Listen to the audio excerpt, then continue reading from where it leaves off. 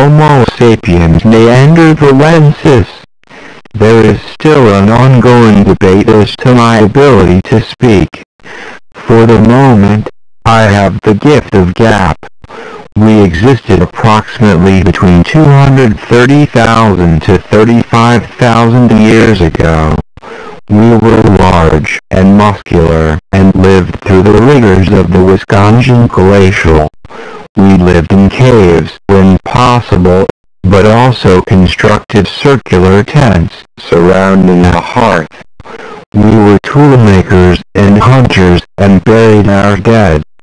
Sometimes, we ran into other people who looked and talked different than us. Mostly, we kept away from them.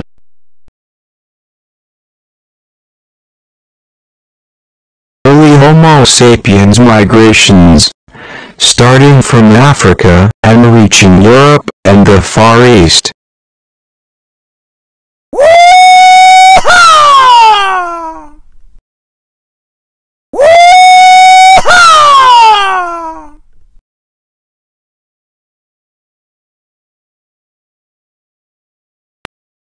I am Homo sapiens sapiens.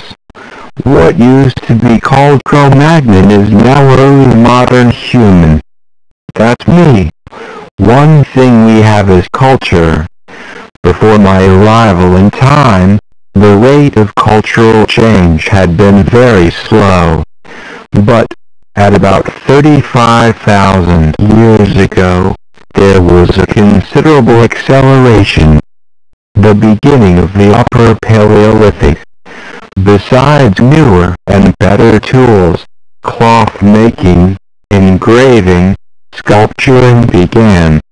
Artwork was applied to tools, ivory carving of animals and humans, beads, clay figures, pottery, cave paintings, and musical instruments appeared. A regular festival of art and creativity.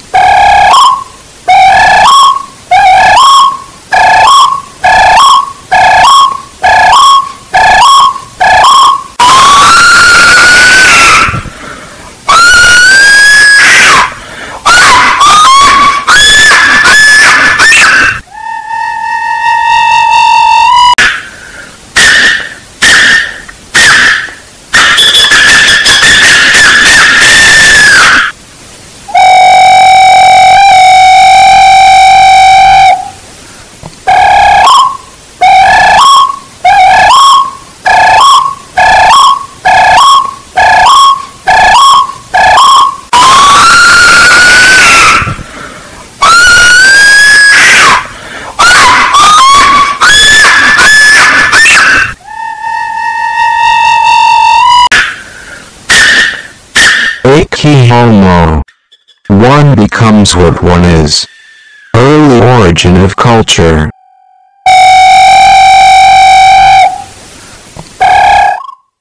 There seem to be two major actors. The leading bully, who is physically strong, but mentally weak.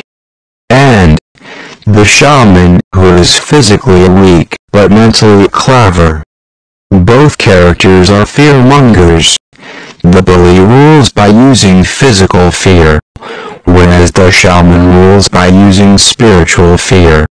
He is the inventor of the supernatural, the inventor of animism, of religion, of religiosity, and enforcer of orthodoxy. using iconic symbolism and the entrenchment of ritualism, which could lead to music and art, even entertainment.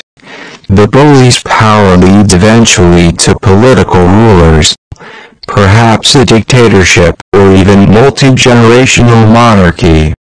Byproducts of this behavior usually result in the accumulation of property and the establishment of a law structure.